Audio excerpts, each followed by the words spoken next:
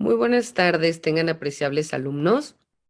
Es un honor para mí en esta ocasión contribuir en su proceso formativo dentro de nuestra materia que lleva por nombre previamente títulos, operaciones de crédito dentro del derecho mercantil. Repito, la materia de derecho mercantil como tal. La unidad que vamos a abordar son de los títulos de crédito. Vamos a guardar un segundo porque creo que se están conectando más compañeras y compañeros para que en el mismo sentido podamos ir disertando las dudas. Le doy la bienvenida a la licenciada Adalit Rasgado. No sé si me escucha, licenciada. Sí, doctora, perfectamente bien. Buenas tardes a todos. Buenas tardes, bienvenida. Bueno, si usted me lo permite, damos inicio y en la medida que sus compañeras y compañeros puedan también tomar partida dentro de nuestra sesión, pues también que vaya siendo de manera fluida. Entonces, ¿le parece bien? Comentaba que vamos a dar continuidad dentro de nuestra materia de Derecho Mercantil 2 y específicamente vamos a abonar acerca de la unidad que lleva por nombre de los títulos de crédito. Es importante que nosotros comprendamos en qué consisten los títulos de crédito y vamos a ver propiamente que al hablar de los títulos como tal, vamos a encontrar estas formas o estos documentos, ¿no? Hablamos ¿por qué de documentos? Porque son aquellas formas materializadas en que se gesta de manera legal para poder nosotros accionar en la vía jurisdiccional una controversia, ¿no? En caso de incumplimiento de alguna de las partes, en base a lo que está de manera literal sujetado o contemplado dentro de los títulos, vemos que estos tienen efectos o consecuencias, ¿no? Dentro de los títulos de crédito se dice que forzosamente, vimos en la clase pasada, una vez de que se gesta este proceso evolutivo hasta llegar a los títulos de crédito, son la forma materializable en que se reconoce el cumplimiento de una obligación. Existe un consentimiento de dos partes en donde, repito, de manera consensuada firman y se comprometen. Existen determinados elementos para dar cabida o para dar certeza o validez a cada uno de estos títulos y que emanados de esto tiene, repito, esta forma de aprecia o de responsabilidad. Vemos que nuestra Ley General de Títulos y Operaciones de Crédito clasifica a los títulos de crédito en dos elementos. ¿Cuáles son estos? Primero, existen los títulos de crédito nominativos o también conocidos como nominados y existen los títulos de crédito, como su nombre lo dice, que son innominados. Son sencillos. Cuando hablamos de los títulos de crédito nominados, como su nombre lo indica, son aquellos que se encuentran literalmente comprendidos en nuestra ley y que tienen un nombre, ¿no? Por ello reciben esta denominación. Lo vamos a encontrar o lo vamos a analizar más adelante. Pero repito, cuando hablamos de los títulos de crédito, estos pueden ser comprendidos tanto en boletos, en contraseñas o en documentos que de manera explícita quizá no estén destinados a circular, pero que también vienen implícitos un derecho de prestación o poder exigir el cumplimiento de pago. Ahí vemos, por ejemplo, que se encuentran materializados los títulos de crédito, pero que son innominados, porque los que son nominados literalmente los conocemos, ¿no? Como puede ser un cheque, una letra de cambio, un pagaré, un recibo, ¿no? Y que dentro de estos también da cabida a otras figuras jurídicas que la propia ley reconoce. ¿Como cuáles? Ah, pues vemos que existe la figura jurídica del aval, ¿no? La persona que también tiene una responsabilidad que, si bien es cierto, no es dentro de las partes que de manera inmediata se comprometen o que generan derechos y obligaciones, pero si responden o tienen un compromiso al momento mismo que se es exigible el pago, ¿no? También vemos que emanado de los títulos de crédito existe una figura que se conoce como el endoso. Y el endoso es este reconocimiento jurídico que también le facultan a terceras personas para que puedan responder, exigir o hacer valer también un cumplimiento de la obligación. Al hablar del endoso, vemos que existen tres figuras jurídicas del endoso. Existe lo que conocemos como el endoso en propiedad, existe también el endoso en garantía y existe también el endoso en propiedad, propiedad, procuración y garantía. Cuando hablamos del primero, como su nombre lo dice, endoso en propiedad, significa yo, María Catalina, tengo un pagaré y que yo te debo a ti, más bien, tú me debes a mí, a Dalit, la cantidad de 30,000 pesos. Entonces, yo también ahora tengo una deuda, se me ocurre con Juanita, ¿no? Pero yo no le puedo pagar a Juanita porque tú no me has pagado. Entonces, yo le digo a Juanita, mira, Juanita, yo tengo este documento, aquí se garantiza porque Adalid me debe 30,000 pesos y yo a ti nada más te debo 10,000, ¿no? Pero te voy a entregar este documento perdón, en garantía, si hablo del de garantía, para que tú veas que sí te voy a pagar, ¿no? O sea, simplemente en el momento que Adalid me pague, yo te lo entrego. Estoy otorgando, por eso también se le conoce como endoso en garantía o endoso en prenda. ¿Por qué? Porque es una forma que te estoy garantizando el cumplimiento de pago. Es decir, lo que aparece en este título de crédito es mucho mayor a la cantidad en deuda que yo tengo contigo. En el momento que yo le pague los 10,000 pesos a Juanita, Juanita me regresa mi título de crédito y tú, Adalid, continúas teniendo la deuda conmigo. ¿Por qué? Porque yo soy la persona que en principio de cuenta te está otorgando este monto, endoso en garantía. Cuando hablamos del endoso en propiedad, es cuando yo te otorgo a ti, tercer persona ajena, el derecho de literal de lo que se encuentra contemplado dentro del título de crédito. Es decir, tú, Adalí, tienes una deuda conmigo, pero yo tengo la deuda con Juanita. Entonces, si yo quiero, te digo, ¿sabes qué, Adalí? ¿Cómo ves que el título de crédito yo ahora le voy a otorgar a Juanita?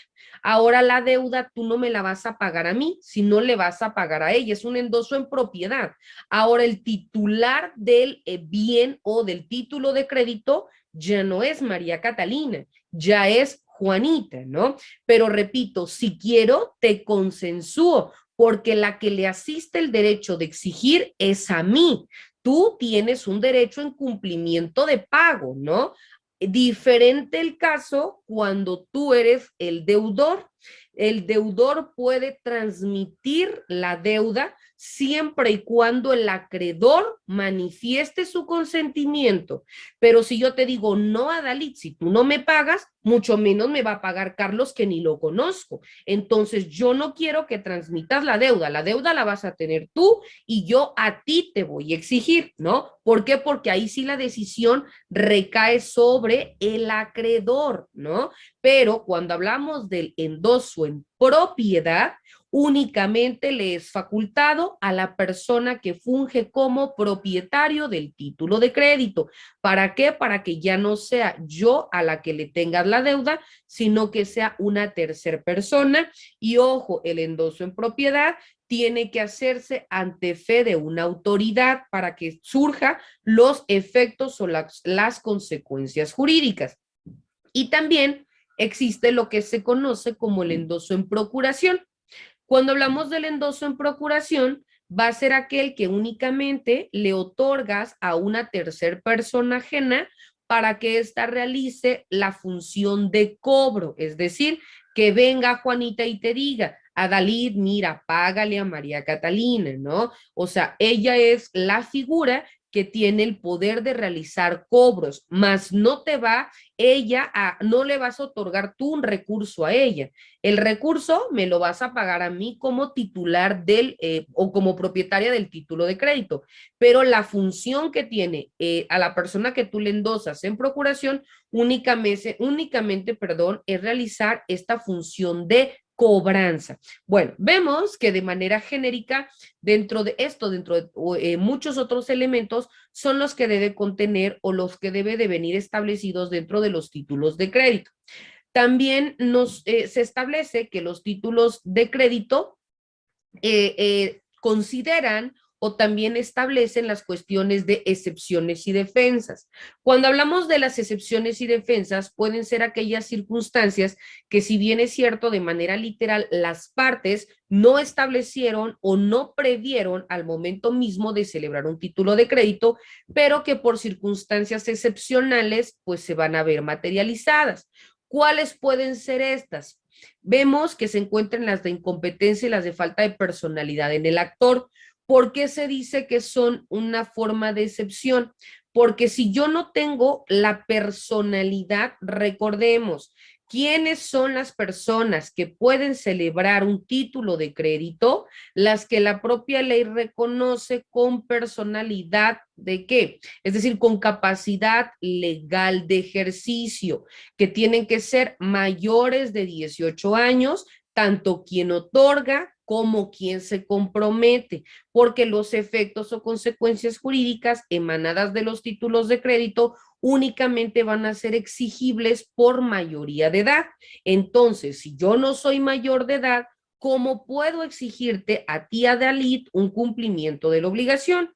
¿O cómo yo me puedo comprometer a realizar un pago si no cuento con esa edad que, de manera literal, para poder celebrar este título de crédito, pues la propia ley me está estableciendo? Entonces, hablamos de estas excepciones. ¿Qué entendemos por excepciones? Aquellas circunstancias o aquellos errores, repito, que se pueden presentar al momento de celebrar un título de crédito. Algunos pueden ser subsanables y otros son insubsanables. Por eso recordemos que las excepciones se clasifican en dos, que son las excepciones perentorias y que son las excepciones dilatorias. Las perentorias eliminan de manera inmediata, es decir, son errores insubsanables. Uno de ellos, la falta de personalidad del actor. Yo tengo 15 años, de manera inmediata yo no puedo suscribir un título de crédito, ¿no? Entonces vemos que este no se puede suplir,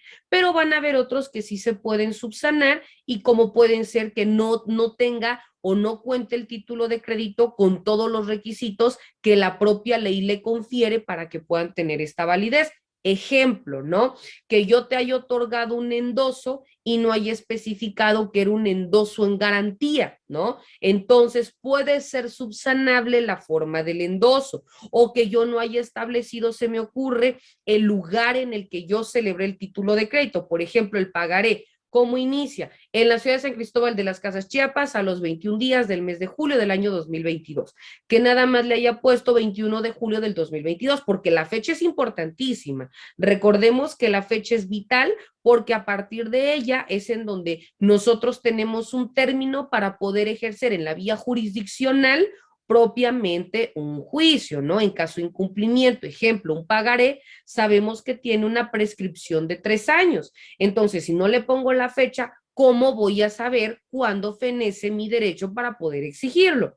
Pero lo que quizá no es tan trascendental, aunque sí es uno de los requisitos, pero que quizás se me pasó a notar, era el lugar en el que te lo estoy otorgando, ¿no? Que quizá no le puse en la ciudad de San Cristóbal de las Casas, Chiapas. Entonces, eso no invalida de manera literal el título de crédito, y por tanto es posible subsanarlo, ¿no?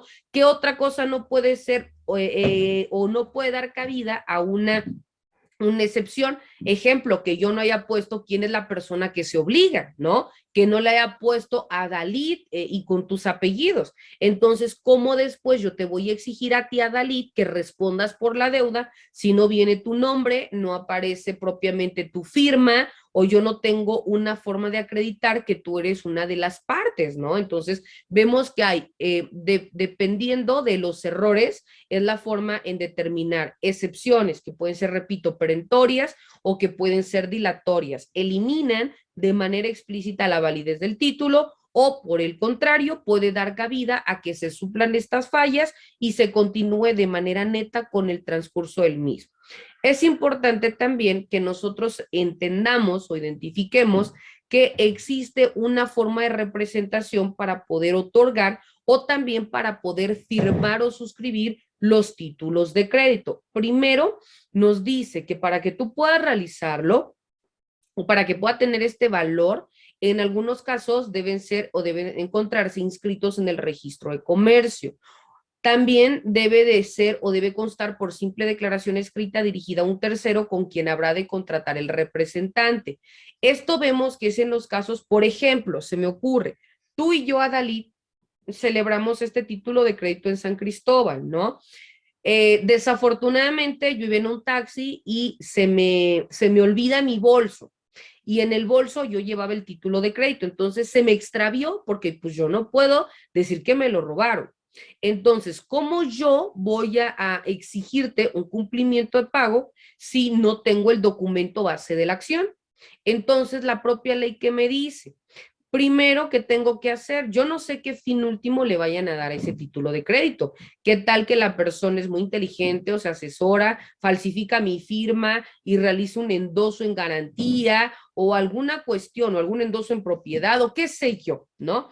Entonces, ¿yo qué tengo que hacer? Constituirme en la vía jurisdiccional para poder exigir ante una autoridad, ante un juez, que exista primero la cancelación del documento base de la acción, es decir, identificar que se me extravió el cheque, todas las circunstancias que lo detonaron y qué va a hacer la autoridad. Si yo tengo una copia, porque eso es lo idóneo, que cuando tú tengas un título de crédito le saques una copia y que esta no como comúnmente la mayoría acordamos o realizamos, ¿no? Le saco copia y dejo el original junto con la copia, entonces pierdo el original y por consiguiente pierdo las copias, ¿no? Pero bueno, entonces lo lógico es que no lo dejáramos junto porque cuando yo presente esta manifestación o lo haga valer ante la vía, o yo solicite esta cancelación del documento, pues lo idóneo es que adjunte una copia que acredite la existencia del documento. Sin embargo, claro está, no solo con la copia le van a dar esta certeza jurídica, van a requerir a las partes, es decir, a mí como la persona que estoy realizando esta forma de reconocimiento, en este caso a Dalí como deudora, si existe o no un aval, si existe o no alguna persona que responda dentro del endoso, o sea, todos aquellos a quienes la propia naturaleza del título tengan una participación directa. Esto es con el entendido de que se materialice la existencia del documento. En caso de que se reconozca propiamente la validez, ¿qué procede a hacer la autoridad? Pues entonces determina la cancelación del título de crédito para que todos aquellos actos que se hagan posterior a la cancelación, pues no tengan ningún efecto o consecuencia entre las personas que pudieran hacerle un uso distinto al que las partes lo pudieran tener, ¿no? O validar. Y a su vez puedo yo solicitar es cancelación del título de crédito y por otro lado tenemos ay, se me fue la palabra, que en otra forma o en otras palabras es que exista una validación o que exista una nueva reconstrucción de otro título de crédito. Ahorita que me acordé el nombre te lo comparto, pero ¿Reivindicación? no, no es reivindicación, eh, pero Repo- pero que en otras palabras consiste en la forma de poder otorgar una nueva validez dentro de un mismo documento, es decir, que se vuelva a realizar. Tiene que ser con los mismos datos del primer título de crédito, es decir, ¿qué tal que el pagaré lo suscribimos el 21 de julio del 2021, ¿no?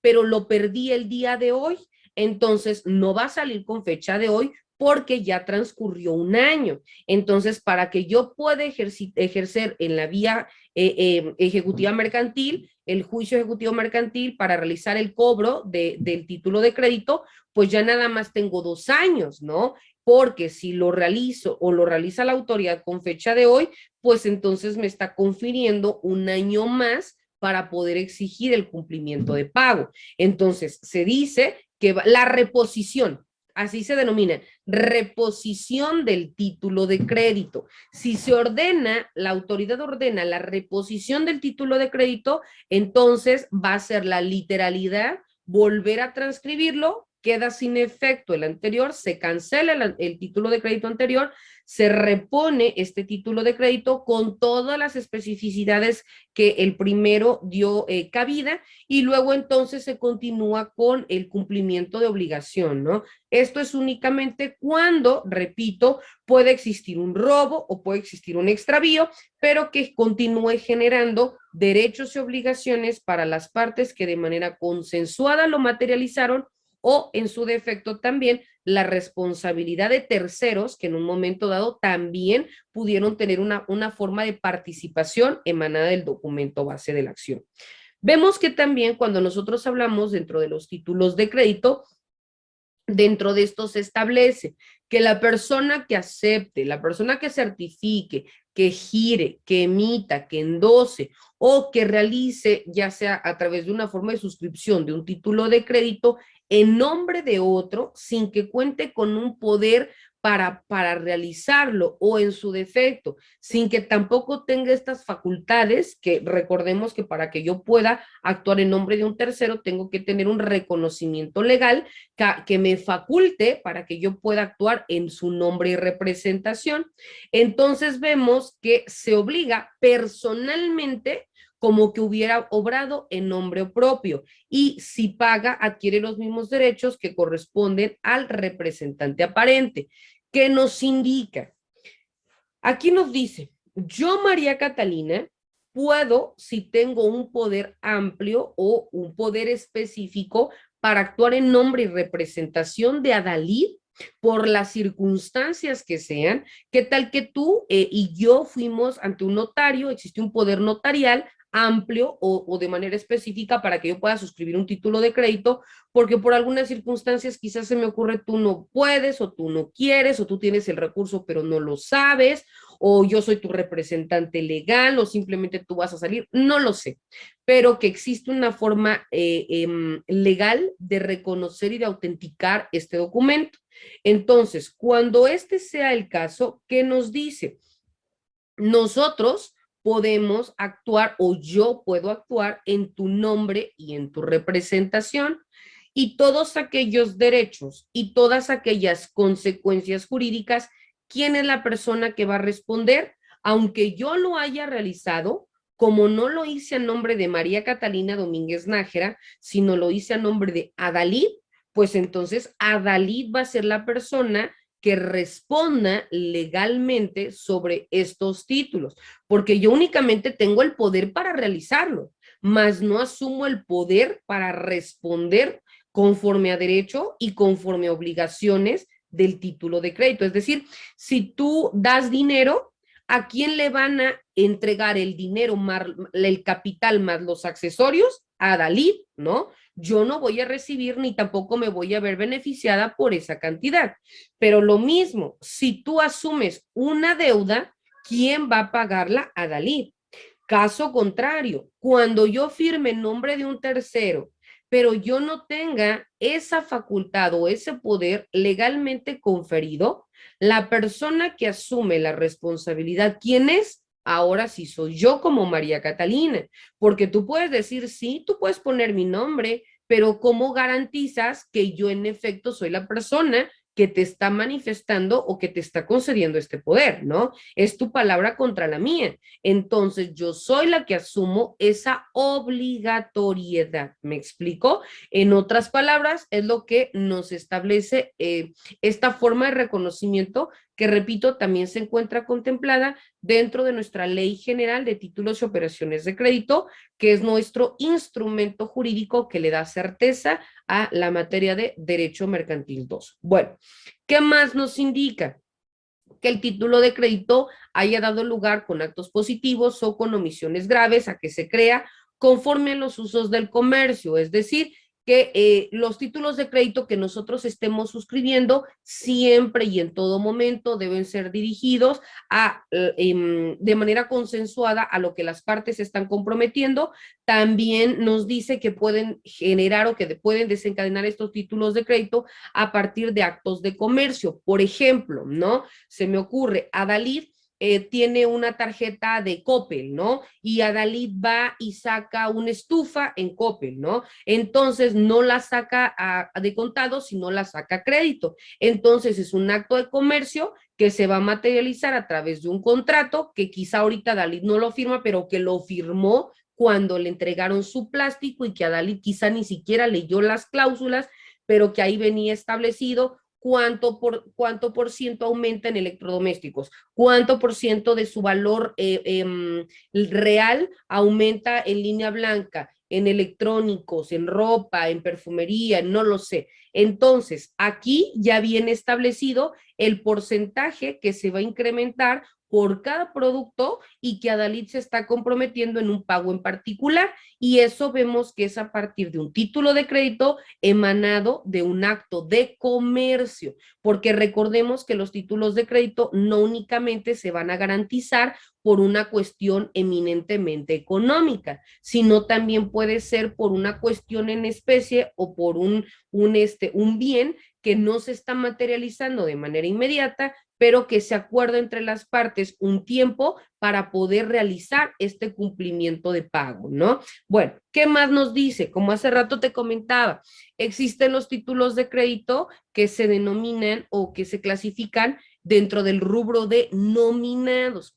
Y cuando nosotros hablamos de nominados, nos dice que son aquellos que son expedidos en favor de una persona que de manera literal su nombre se encuentra consignado, ¿no? O se encuentra establecido literalmente dentro del documento base.